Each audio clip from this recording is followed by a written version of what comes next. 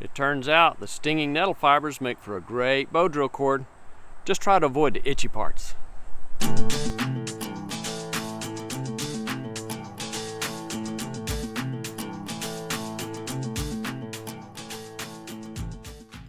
It's about the middle of October right now.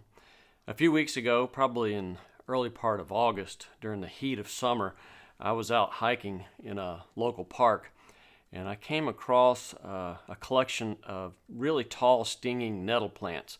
They were growing on either side of a path that opened up into a big clearing, and I decided that I needed to take some of those nettle plants home with me. I wanted to strip out the fiber and make some cordage and maybe do some other projects.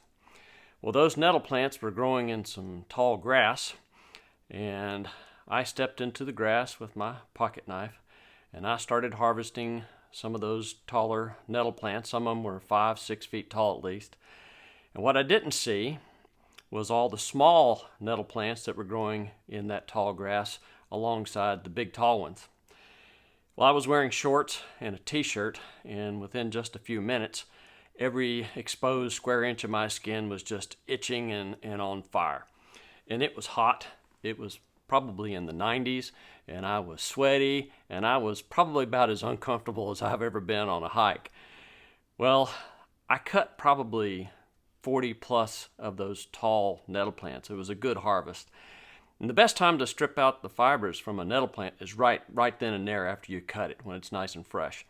But I was pretty uncomfortable, and I grabbed up the plants. I stripped off the leaves and the itchy parts as best I could, and I hightailed it out of the woods and put the plants under the tonneau cover under the bed on the bed of my truck, and took off and went home and took a shower and got cleaned up and continued to itch for 8 hours. Well, I didn't get back to working on my project for a few days, and by the time I got around to trying to strip the fibers out of those plants, the stalks were bone dry and they were kind of brittle, and I realized that I needed to rehydrate them. My first thought was to soak them in the bathtub overnight, but that was met with some objections. And so after some thought, what I did was I had a piece of 3-inch PVC down in the basement. It was about 5 feet long, and I glued some end caps on. On one end I put a fixed end cap, and on the other end I put an end cap with a screw off top. Filled it full of water, and I would put a few of those stalks in there at a time. It took me about 3 days to get them all soaked. I didn't do a full retting of the stalks. I wasn't trying to get the fibers completely out. I just wanted to strip them out as best I could and leave on the outer fibrous bark, quote unquote. But I rehydrated them, and that made it easier to strip out the fibers. I did that. It took me 2 or 3 days to get them all soaked and stripped. After that, I decided my first project was going to be to make some reversed wrapped cordage and see if it would work in a bow drill. Well, that's a lot of talking. It all kind of looks something like this.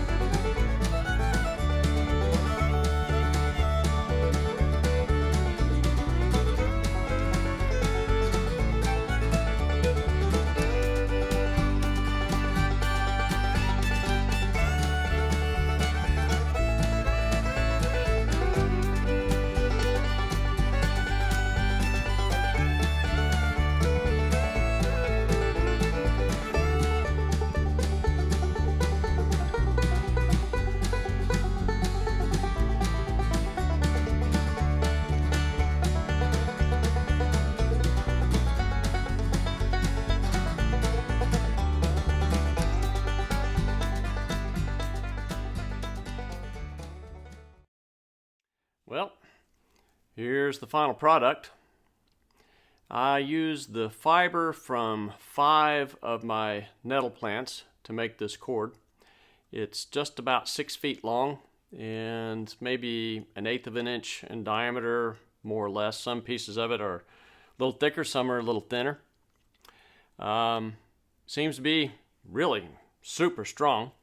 I can't come close to breaking it.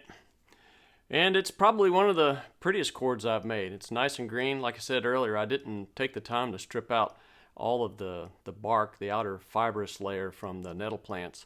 I just left it on. I've heard that increases the strength of cordage that you might make. That's it. That's the final product.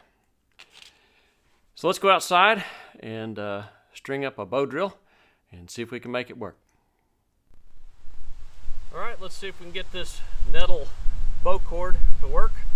I've got a honeysuckle bow, got a white pine fireboard. My spindle is a piece of ironweed, and I've got a goldenrod insert that will fit into my thunderhead.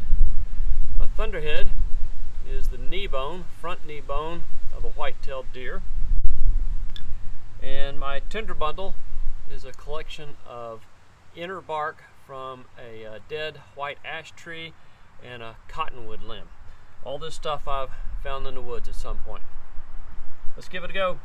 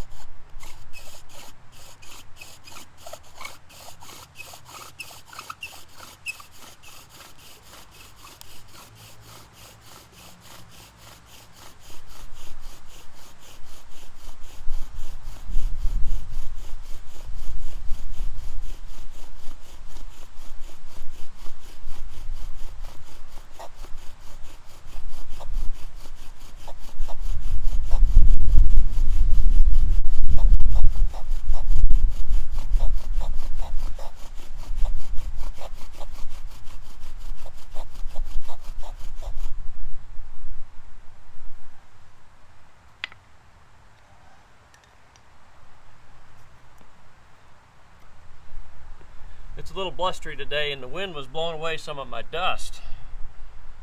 But we do have a nice ember finally.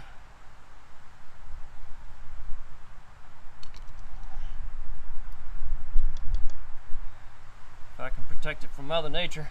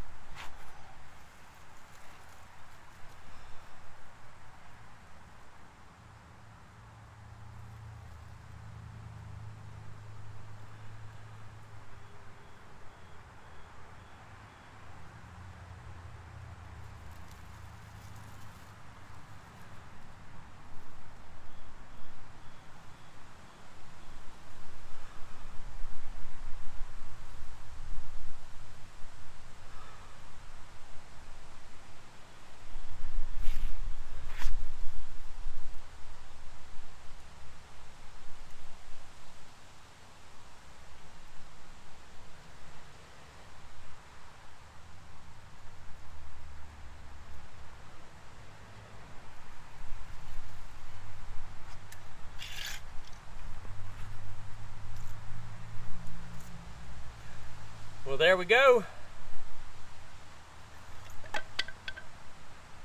Despite the afternoon of itching, this nettle bow cord works great. That's all for this one, folks. Thank you for watching. I'll see you again next time.